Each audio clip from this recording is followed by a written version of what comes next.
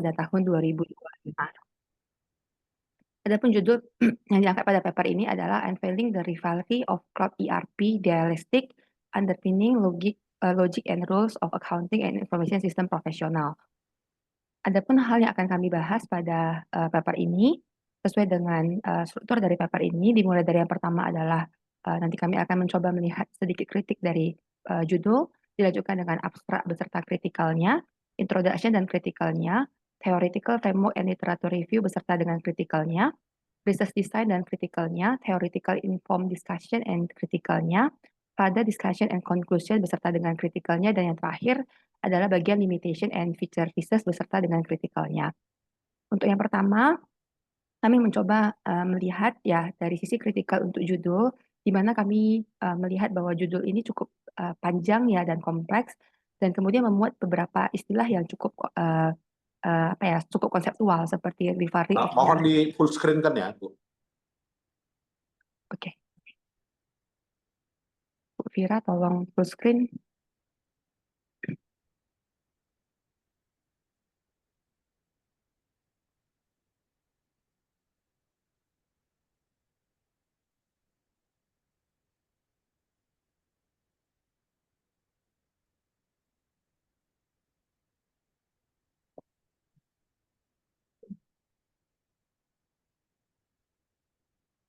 Oke, baik.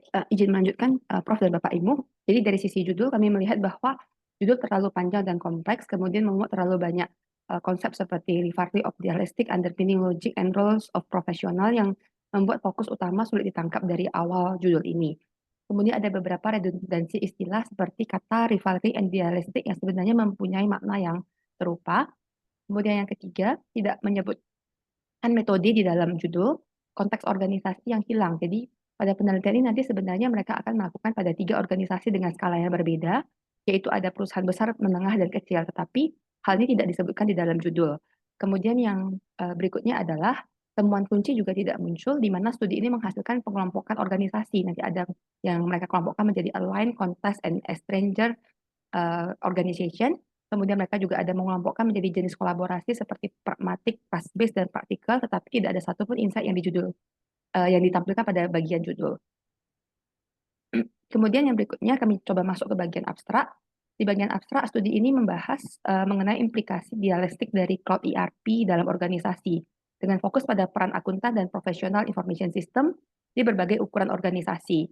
Paper ini menggunakan perspektif institutional logic, ya, di mana studi ini mengeksplorasi keberagaman, pertentangan, serta mekanisme yang menjelaskan sifat hybrid dari cloud ERP serta dampaknya terhadap organisasi dan peran profesional terkait.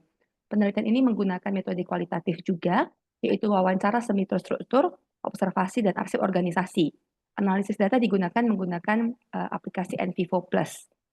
Penelitian ini menemukan adanya 2 logika utama yang saling bersaing dalam cloud ERP, yaitu adanya bisnis versus technical, di mana kedua logika ini memiliki manifestasi dari 3 pasangan dialektika, yaitu ekonomisasi diversuskan dengan transparansi, aksesibilitas diversuskan dengan restriction, kemudian efisiensi diversuskan dengan misalignment.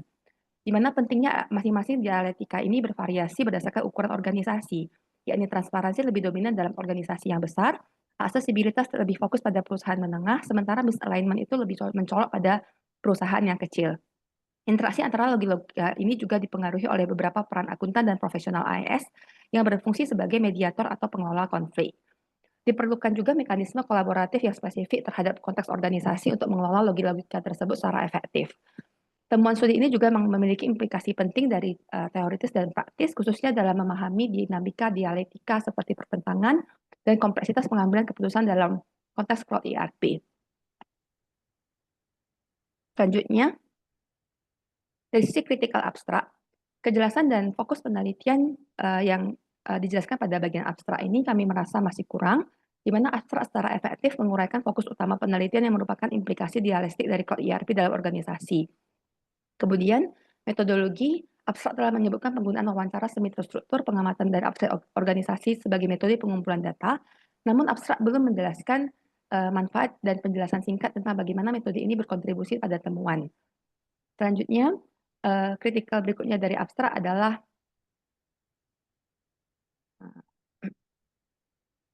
Abstrak juga mengidentifikasi dua logika utama yang saling bersaing, yaitu logika bisnis dan logika teknis, serta menyoroti ketegangan antara keduanya yang muncul dalam penggunaan Cloud ERP.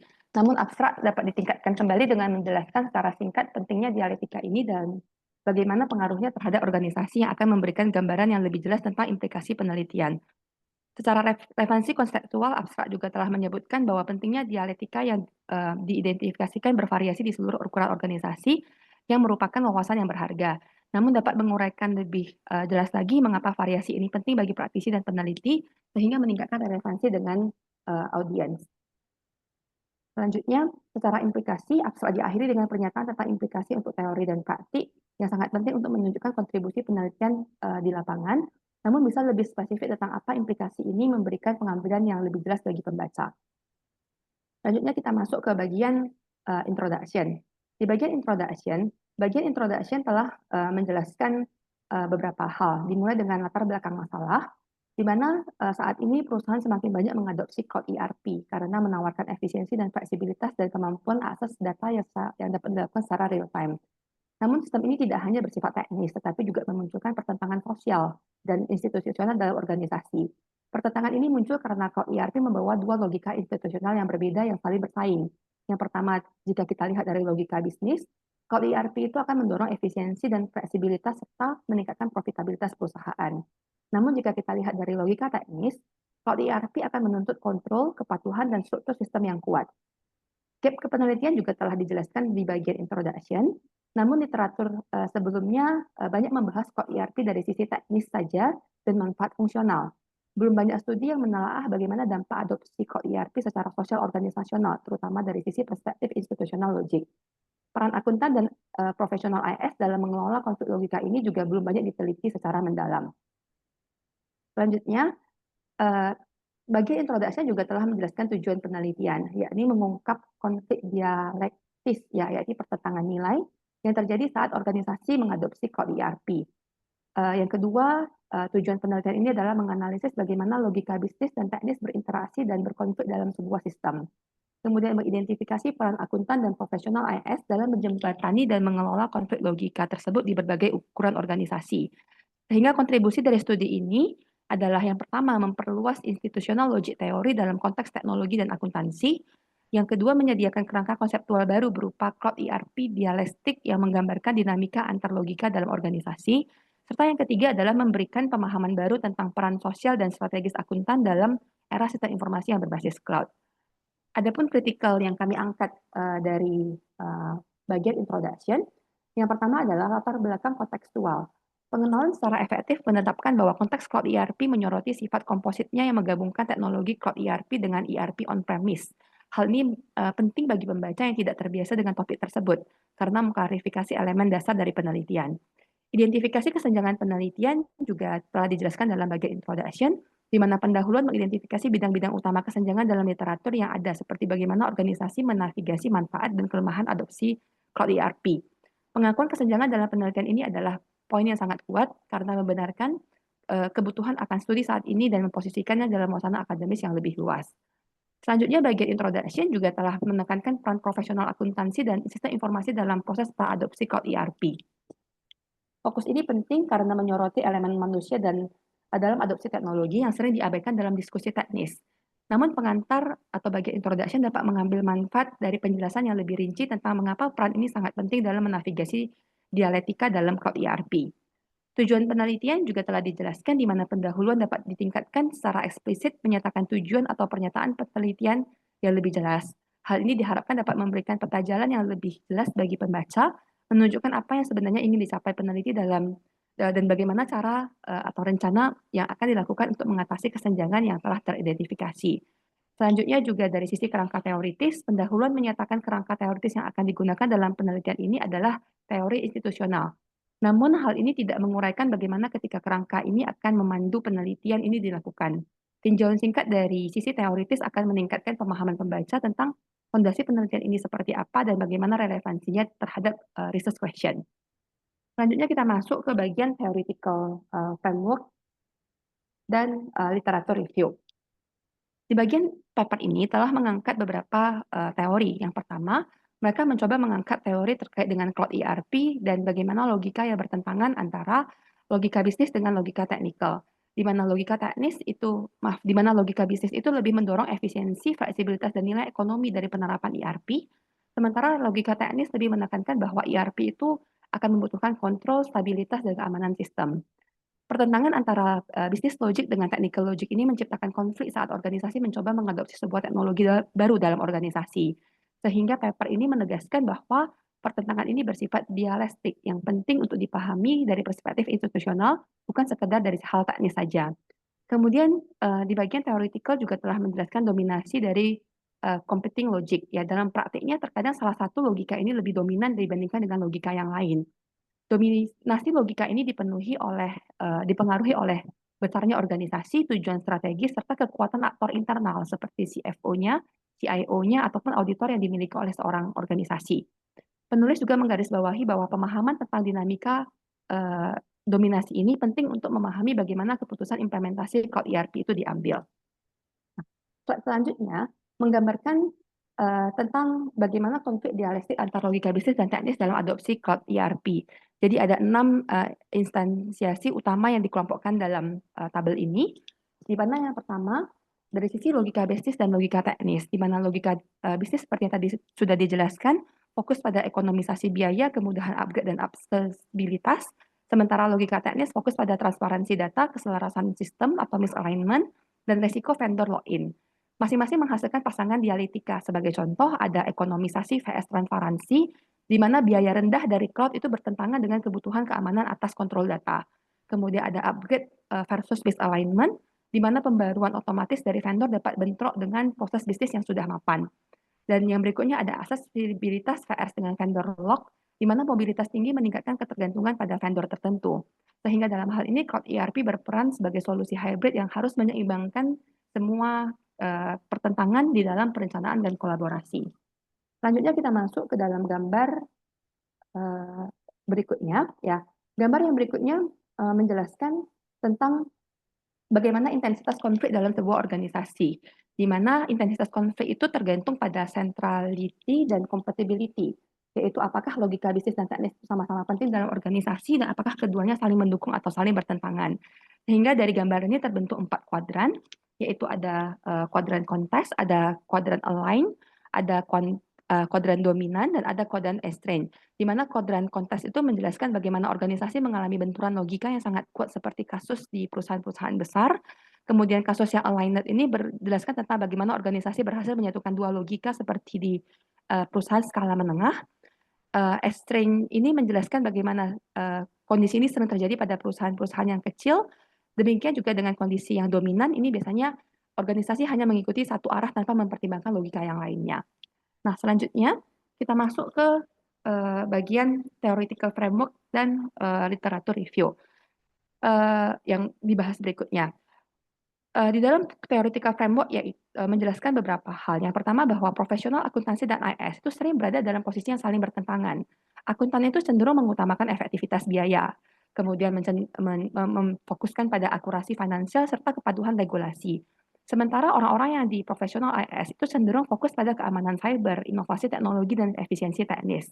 Hal ini sering muncul karena tanggung jawab utama dari IS dengan akuntan ini berbeda. Tanggung jawab IS itu fokus pada membangun sistem keamanan teknis, sementara akuntan itu menekankan tentang keamanan dan konteks manajemen risiko, serta kepatuhan terhadap data keuangan. Selain itu, IS itu unggul dari sisi eksekusi teknis, dan orang akuntan itu berperan dalam menjaga integritas dan akuntabilitas regulasi. Perbedaan ini menciptakan tantangan struktural dan potensi konflik antar pemangku kepentingan. Berikutnya, dapat dijelaskan juga bahwa adanya partisipasi antara akuntan dalam information system dengan bagaimana keterbatasan akuntan dalam penerapan sistem informasi. Partisipasi akuntan dalam sistem informasi di mana diharapkan bahwa akuntan itu dapat terlibat dalam mendefinisikan kebutuhan accounting information system, menyelaraskannya dengan strategi bisnis dan beradaptasi dengan perkembangan digital. Kemudian adanya terjadi pergeseran peran akuntan dari tugas rutin ke peran strategis melalui ERP maupun melalui cloud. Peran akuntan kini mencakup kemitraan bisnis, pengambilan keputusan berbasis teknologi, dan kolaborasi lintas fungsi. Penelitian sebelumnya ini menekankan pentingnya penguasaan proses bisnis dan komunikasi, serta kemampuan analitis oleh akuntan dalam lingkungan ERP. Namun keterlibatan akuntan dalam pengambilan keputusan adopsi teknologi seperti cloud ERP masih kurang diteliti.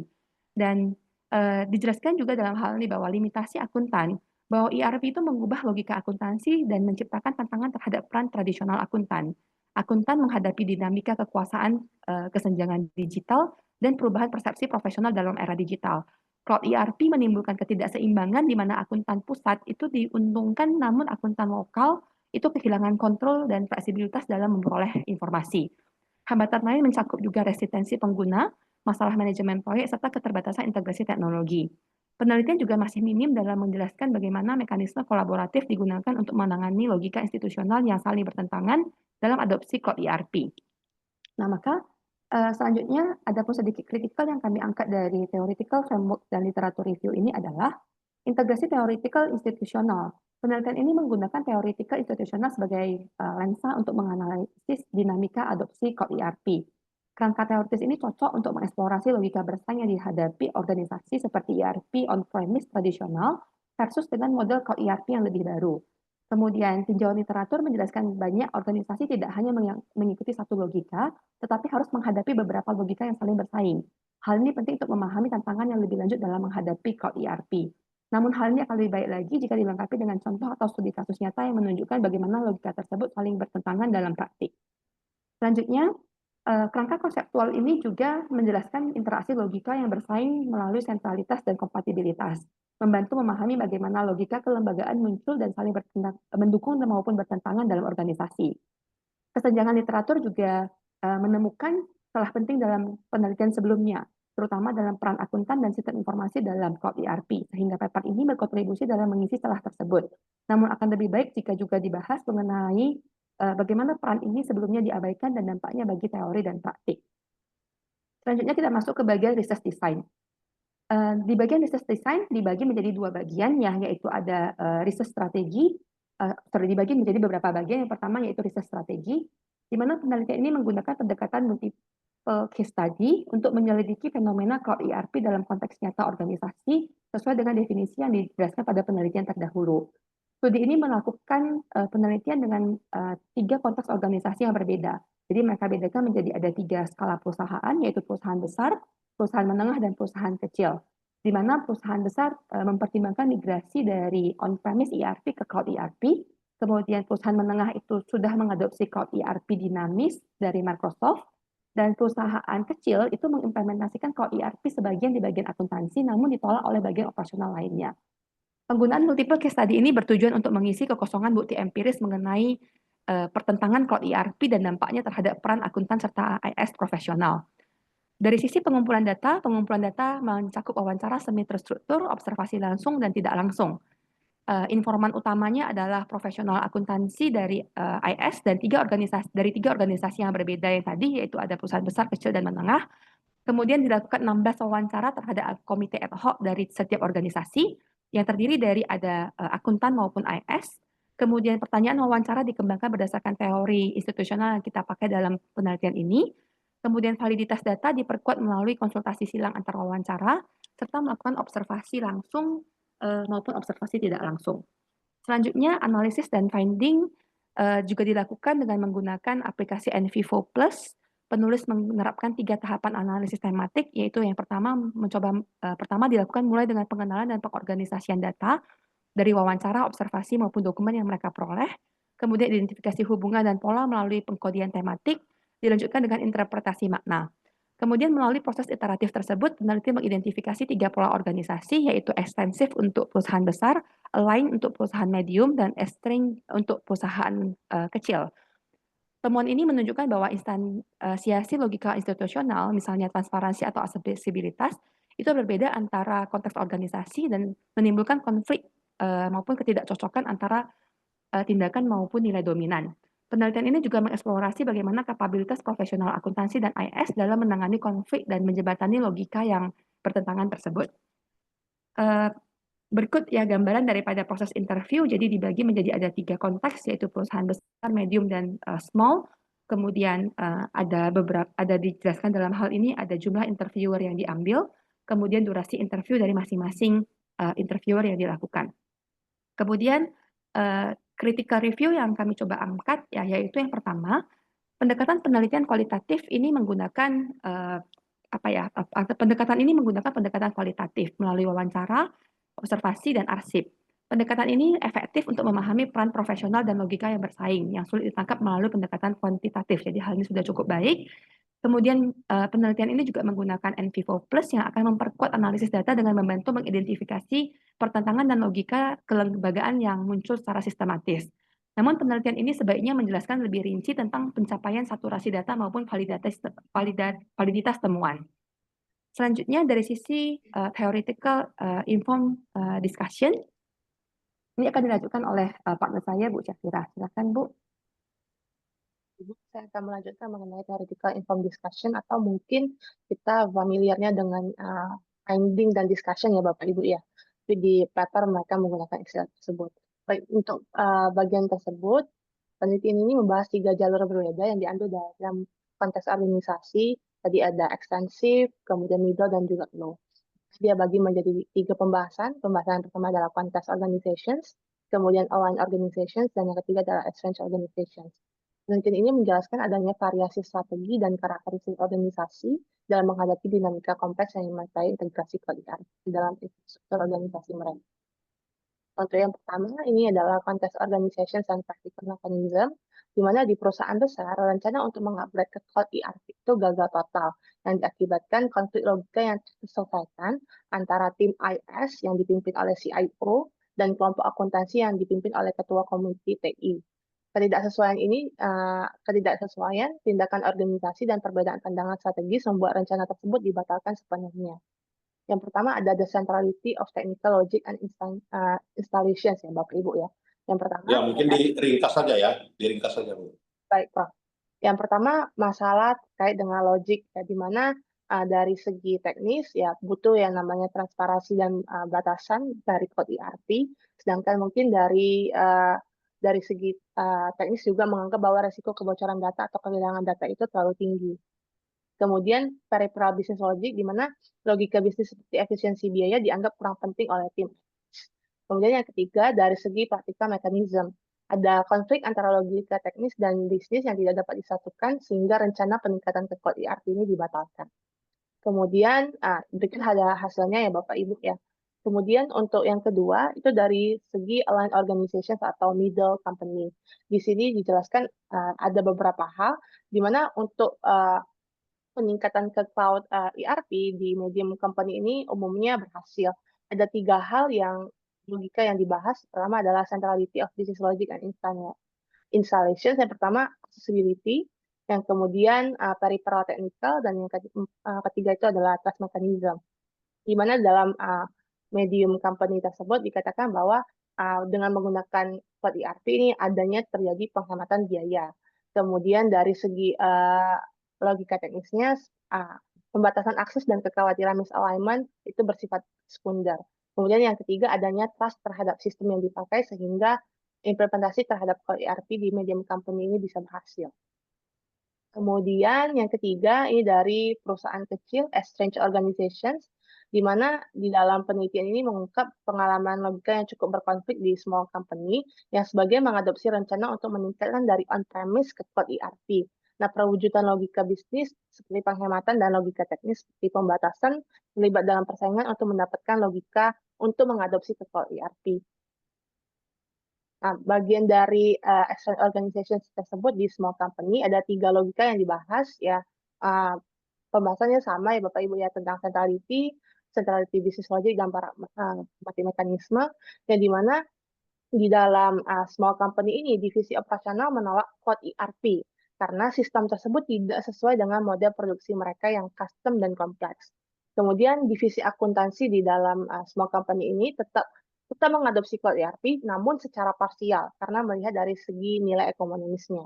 Kemudian mekanisme yang digunakan bersifat pragmatis karena masing-masing departemen membuat keputusan sendiri, sehingga cloud ERP hanya diimplementasikan sebagai organisasi karena kurangnya kesepahaman dan kolaborasi antar fungsi atau antar unit di dalam perusahaan. Adapun kritikal yang coba kami buat, yang pertama adalah keragaman perjalanan organisasi, di mana dalam diskusi ini menyoroti beragam cara organisasi mengadopsi cloud ERP, sehingga menunjukkan bahwa tiap entitas menggunakan strategi yang berbeda. Hal ini menegaskan bahwa tidak ada solusi tunggal, karena tiap organisasi menghadapi tantangan yang unik sesuai konteks dan kebutuhan dari perusahaannya itu sendiri. Kemudian yang kedua, integrasi perspektif teoritis, di mana penggunaan teori institusional sebagai dasar teori adalah kekuatan utama penelitian ini. Namun pendekatan ini membantu memahami interaksi antara logika bisnis dan teknis selama adopsi cloud ERP, serta bagaimana dampaknya terhadap praktik dan pengambilan keputusan organisasi. Kemudian yang ketiga, adanya tantangan integrasi, di mana penelitian ini membahas berbagai tantangan yang dihadapi organisasi saat mengintegrasi cloud ERP dengan menyoroti faktor yang saling terkait. Jadi penelitian ini menggambarkan kompleksitas dalam menyelaraskan teknologi dengan tujuan organisasi sebuah isu nyata dalam proses transisi dalam organisasi. 4. Peran profesional, di mana dalam penelitian ini adanya penekanan pada peran akuntan dan profesional sistem informasi sangat penting. Hasil penelitian ini menunjukkan kontribusi mereka dalam adopsi cloud ERP dan bagaimana peran mereka berkembang seiring kemajuan teknologi. Fokus ini menyoroti pentingnya kolaborasi lintas keahlian untuk keberhasilan implementasi cloud ERP di perusahaan. Kemudian yang terakhir, adanya implikasi untuk praktik dan teori. Pembahasan penelitian ini ditutup dengan implikasi penting bagi praktik dan teori. Nah, penelitian ini juga menawarkan wawasan berharga bagi praktisi dan peneliti, serta membuka arah baru untuk studi lanjutan tentang cara organisasi mengolah kompleksitas adopsi cloud ERP. Nah, yang terakhir, bagian further discussions dan conclusions, di mana untuk perusahaan besar, terkait dengan cloud ERP dan dialektik, large company mengalami konflik antara keinginan untuk transparansi dan efisiensi biaya, dengan kekhawatiran terhadap keamanan data dan kendali sistem. Dimana meskipun cloud ERP menjanjikan efisiensi, dominasi logika teknis membuat perusahaan membatalkan rencana adopsi cloud ERP. Yang kedua, dari segi organisasi dan implikasi, perusahaan besar dikategorikan sebagai konteks organisasi, yaitu organisasi yang mengalami benturan logika institusional tanpa adanya titik temu. Kemudian yang ketiga, mekanisme dan role, di mana mekanisme yang digunakan bersifat praktikal, keputusan yang dibuat berdasarkan penilaian teknis dan resiko keamanan oleh profesional IT. Kemudian, untuk medium company, dari segi cloud ERP-nya dan dialektiknya, perusahaan menengah ini berhasil mengelola ketegangan antara aksesibilitas dan efisiensi dengan keterbatasan sistem, meskipun mungkin ada kendala konfigurasi, kepercayaan terhadap vendor, dan manfaat bisnis mendorong keberhasilan adopsi cloud ERP. Dari segi perusahaannya sendiri, medium company termasuk aligned organization, yaitu organisasi yang berhasil menyelaraskan logika bisnis dan teknis. Kemudian dari segi mekanisme dan penggunaannya di medium company sudah berbasis kepercayaan baik pada vendor maupun antar departemen internal perusahaannya. Sedangkan di perusahaan kecil, dari segi adopsi cloud ERP dan masalah dialektik, di small company menghadapi konflik internal di mana antara departemen akuntansi dalam mengadopsi cloud ERP secara parsial demi efisiensi, sementara untuk departemen yang lain menolak karena tidak sesuai dengan kebutuhan teknis di unit tersebut. Kemudian dari segi implikasi di dalam small company, dikategorikan sebagai exchange organisasi, yaitu organisasi yang mengalami dualisme logika yang kuat, tapi tidak saling terintegrasi, karena sebagian menggunakan, sebagian tidak. Kemudian dari segi mekanismenya, mekanisme yang digunakan di small company ini adalah pragmatis, di mana setiap unit organisasi mengambil keputusan sendiri-sendiri. Adapun kritikal yang coba kami buat, yang pertama eksplorasi komprehensif dialektik. Pembahasan penelitian ini secara efektif telah merangkum dampak dialektik cloud ERP pada organisasi besar, menengah, dan kecil. Namun pendekatan ini mampu membantu memahami bagaimana konteks organisasi mempengaruhi adopsi dan implementasi cloud ERP. Kemudian kontribusi teoritis, penelitian ini memberikan kontribusi dengan memperluas konsep yang telah dibahas dan mengintegrasikan teori logika kelembagaan atau institutional teori untuk menjelaskan kompleksitas adopsi cloud ERP. Kemudian yang ketiga, implikasi praktis, di mana telah disampaikan dengan baik, menekankan pentingnya strategi berbasis konteks dalam menerapkan cloud ERP. Kemudian yang keempat, generalisasi dan kontribusi. Penelitian ini juga memperluas temuan dengan memberikan kontribusi teoritis dan praktis. Pendekatannya meningkatkan relevansi studi dan mendorong eksplorasi lanjutan tentang kompleksitas adopsi cloud ERP di suatu organisasi. Kemudian di bagian limitasi dan future research, yang pertama dari segi limitasi, Studi ini hanya dilakukan pada 3 organisasi dalam satu negara, sehingga hasilnya mungkin tidak dapat digeneralisasi ke konteks budaya dan organisasi lain. Kemudian yang kedua, fokus responden terbatas pada profesional akuntansi dan IS seperti CFO dan CIO, sehingga sudut pandang eksekutif lain tidak tergali. Kemudian yang ketiga, dinamika kekuasaan dan politik internal organisasi yang teridentifikasi selama wawancara belum menjadi fokus utama kajian dalam penelitian ini. Nah, untuk future research diharapkan yang pertama, dilakukan studi lintas budaya dan sektor untuk mengeksplorasi pengaruh budaya nasional, dinamika pasar, dan regulasi terhadap keputusan Cloud ERP. Kemudian perlu kajian lebih lanjut tentang dampak jangka panjang Cloud ERP terhadap kinerja organisasi, serta bagaimana peran profesional akuntansi dan IS dalam era teknologi baru. Kemudian yang ketiga, tren cloud repatriation atau kembali ke pengelolaan data internal dapat menjadi topik penting untuk dipelajari dalam konteks biaya, keamanan, dan kontrol. Kemudian yang keempat, penelitian mendatang perlu menggali bagaimana struktur kekuasaan dan dinamika politik internal dalam mempengaruhi pengambilan keputusan dan implementasi Cloud ERP.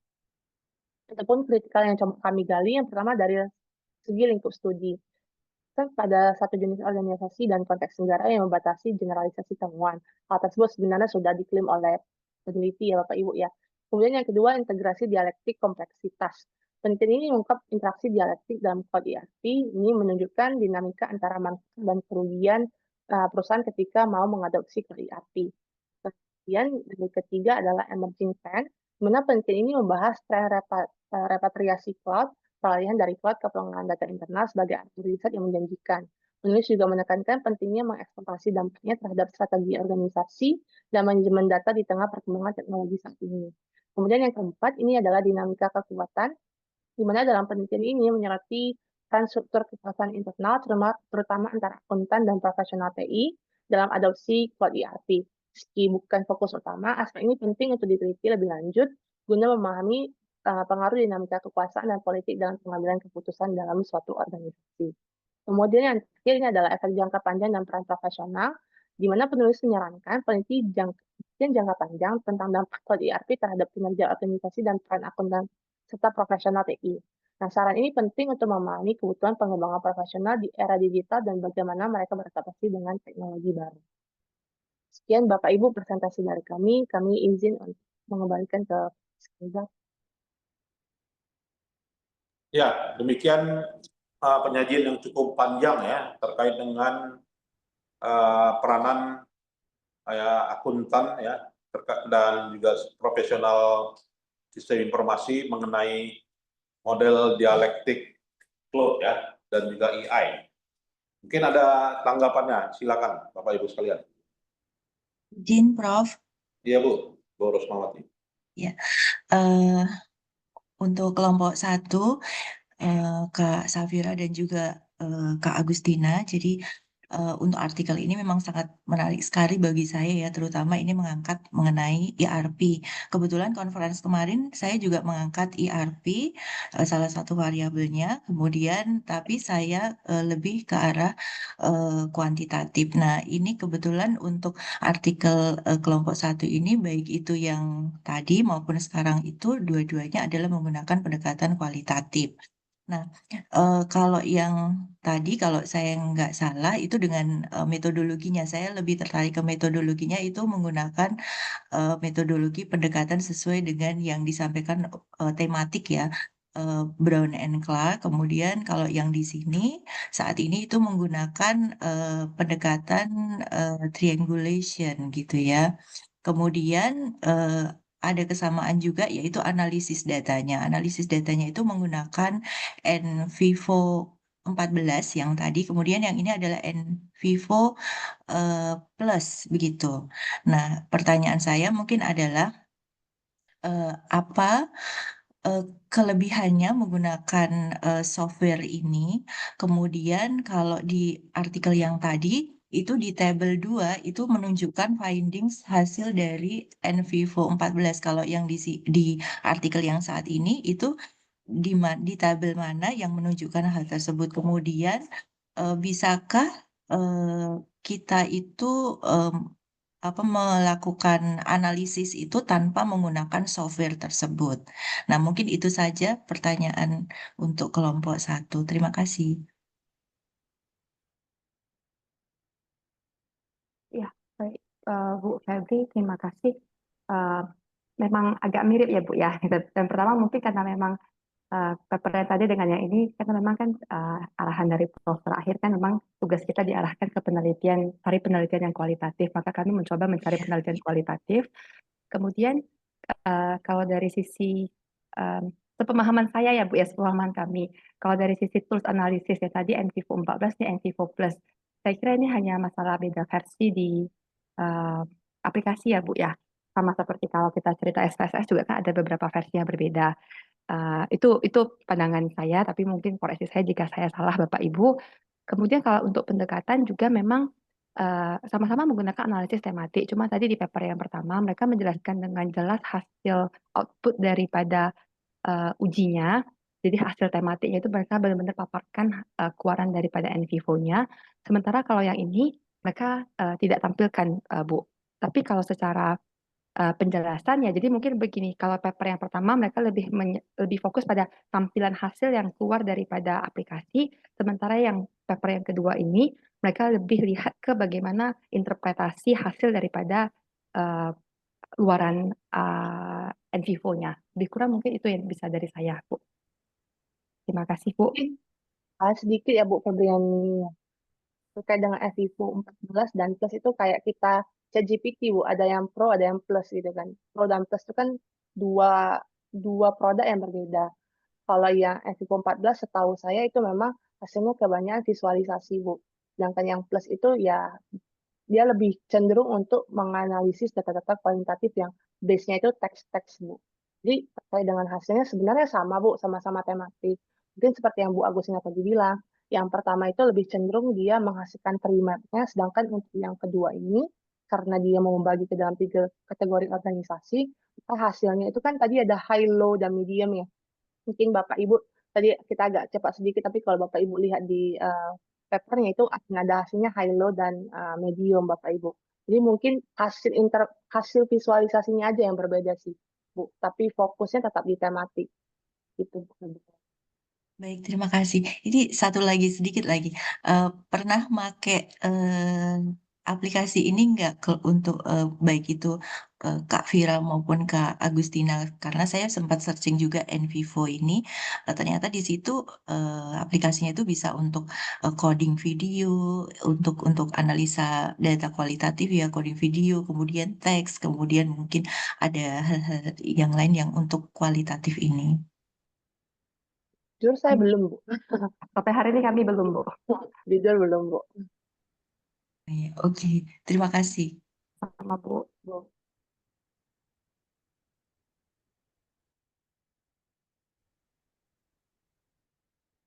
Ya, sekedar tambahan juga ya, Bu, Bu Febri.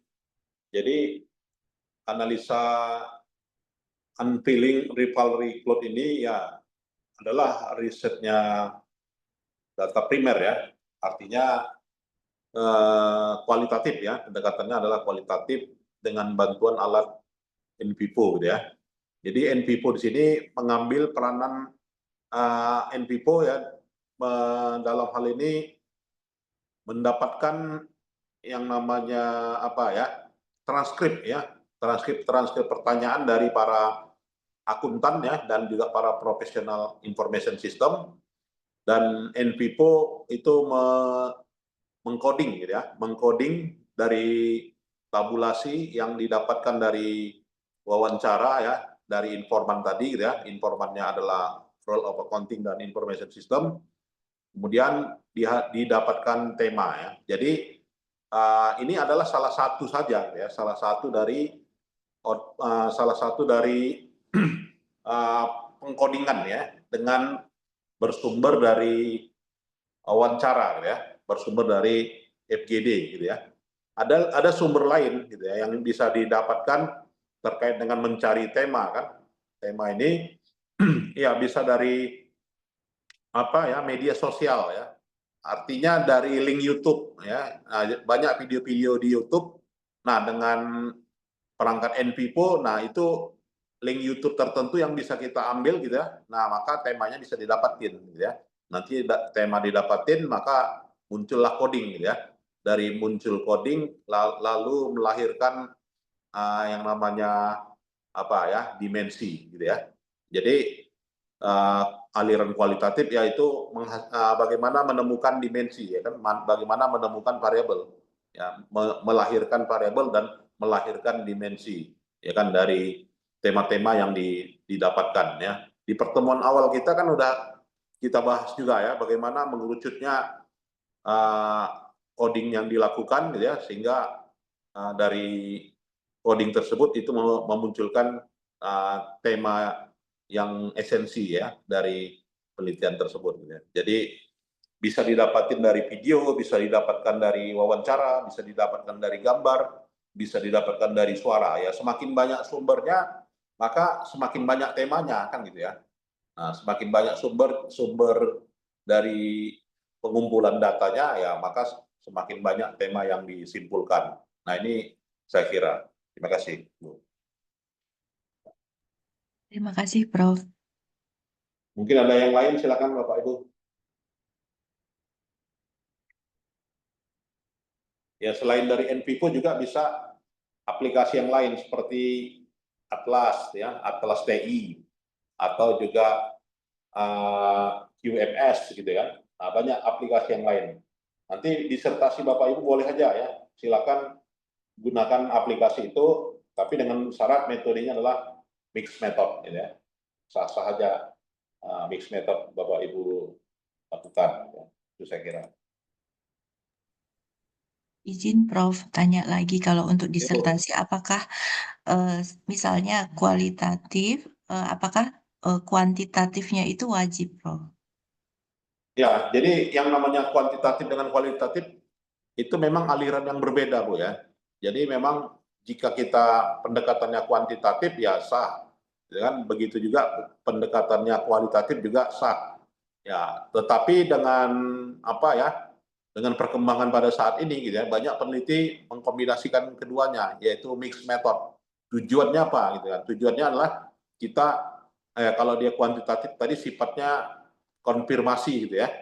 Konfirmasi antara hasil pengujian gitu ya, yang menggunakan beberapa variabel gitu ya, yang dalam hal ini pembuktian teori. Nah, teori itu dikonfirmasi apakah didukung atau tidak gitu kan. Nah, sedangkan dalam riset kualitatif variabel atau juga yang diuji tadi gitu kan. Nah, ini selaras tidak dengan isu yang ada gitu kan. Terkadang ada juga kan, misalnya kan penelitian yang kita melihat faktor-faktor yang mempengaruhi X gitu kan. Ternyata di lapangan bukan faktor itu gitu ya. Nah, jadi disitulah peranan kualitatif gitu ya. Jadi kita melihat bahwasanya tema yang kita hasilkan mendukung dari variabel-variabel yang kita inginkan, ya, yang kita teliti gitu ya. Itulah temanya yang pada saat itu gitu ya. Jadi temanya selaras atau tidak selaras gitu kan. Apabila kita menggunakan mixed method. Itu saya kira. Terima kasih, Prof.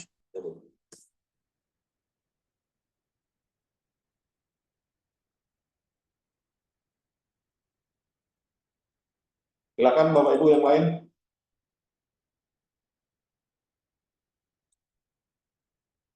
Silakan.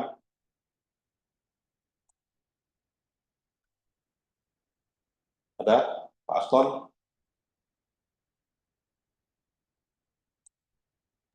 Izin Prof. Ya, silakan Pak. Baik, ini terkait dengan penelitian yang dari Bu Safira dan Bu Agus ini memang semuanya hampir keren semua ya. Jadi pemaparannya juga saya kira sangat baik ya. Jadi artinya membuka beberapa isu jadinya yang bisa kita kembangkan nantinya ya. Nah, jadi hanya di sini di dalam penelitian ini tadi kalau tidak salah tadi kan dia menggunakan tematik ya. Nah, lalu ada logika bisnis dan logika teknis ya. Jadi kalau disebutkan tadi logika bisnis ini kan yang mengacu kepada aspek efisiensi, fleksibilitas dan profitabilitas ya. Lalu di logika teknisnya itu terkait dengan tuntutan terkait dengan pengendalian atau kontrol, kepatuhan, lalu struktur sistematik yang ketat ya. Nah, artinya ini kan sebuah kombinasi ya, kombinasi informasi atau data yang disajikan di sana. Mungkin ada aspek kuantitatifnya dan ada aspek kualitatifnya. Karena tentu di sana kalau tidak salah tadi bahwa yang objek di sini kan ada enterprise yang baik itu dari yang yang small, middle dan big atau yang besar ya. Jadi artinya pendekatannya pun beda-beda. Yang untuk yang besar itu mengacu kepada transparansinya, lalu yang menengah aksesibilitasnya, dan yang kecil itu adalah misalignment-nya.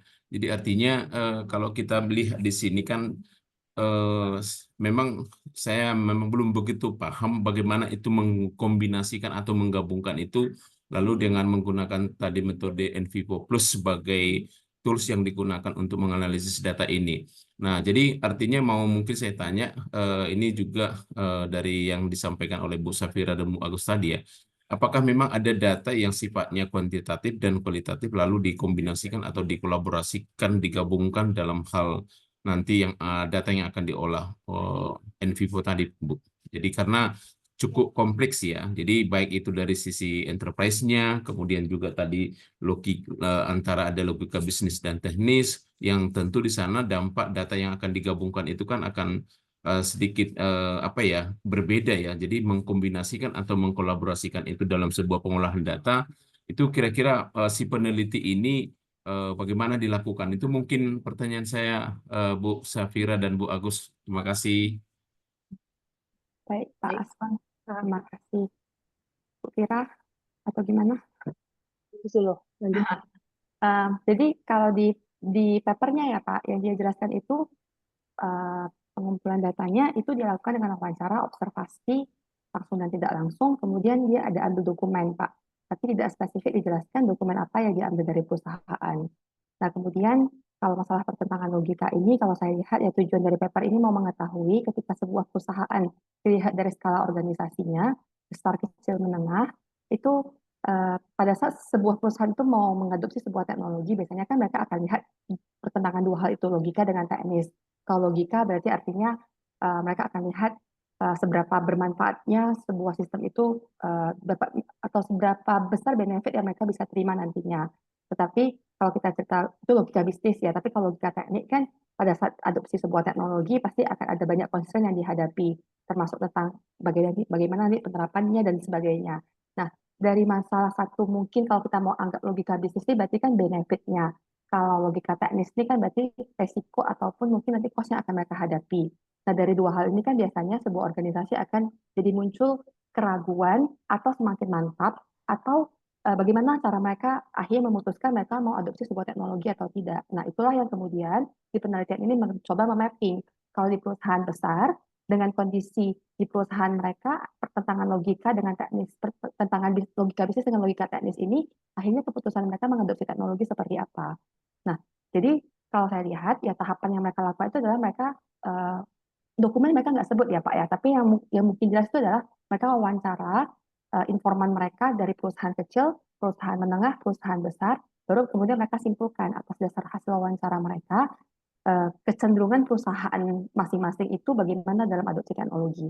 Mungkin itu dari saya, mungkin Bu Safira kalau mau menambahkan silakan Bu. Saya mungkin lebih menanggapi yang pertanyaan kedua ya Pak Asan mengenai bagaimana data tersebut diolah di NVivo.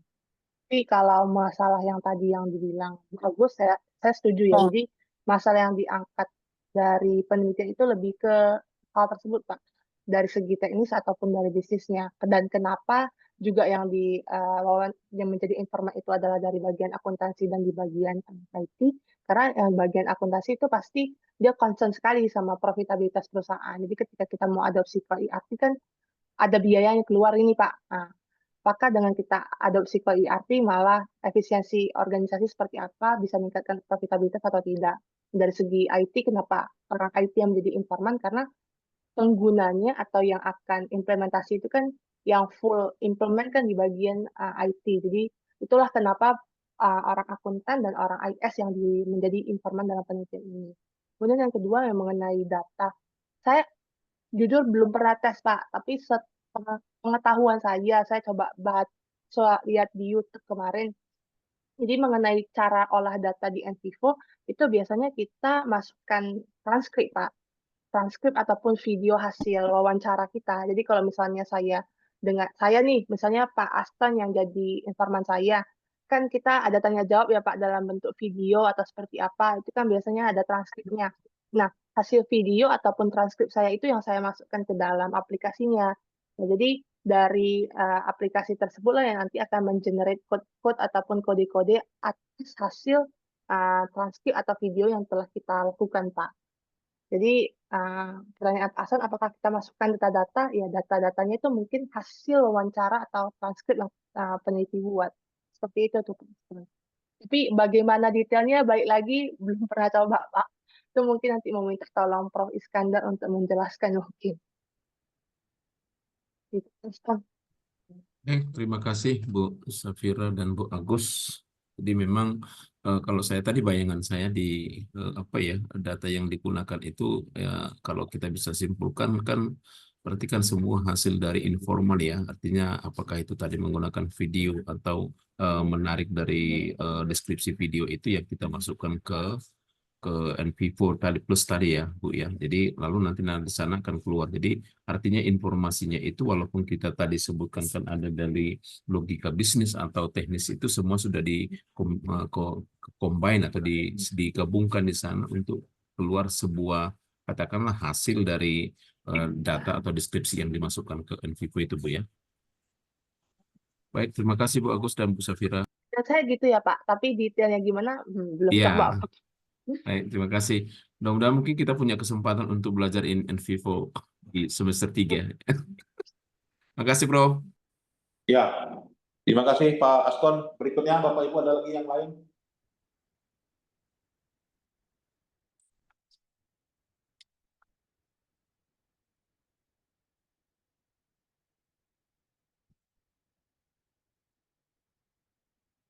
Ya, kalau tidak ada saya kira itu saja ya.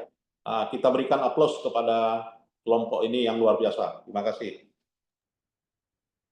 Terima kasih, Prof. Ya, sama-sama. Terima kasih, Ibu-ibu, Bapak-bapak. Terima kasih, Prof. Ya, terima kasih, Prof. Boleh meninggalkan ruangan. Siap, Prof. Terima kasih, Prof.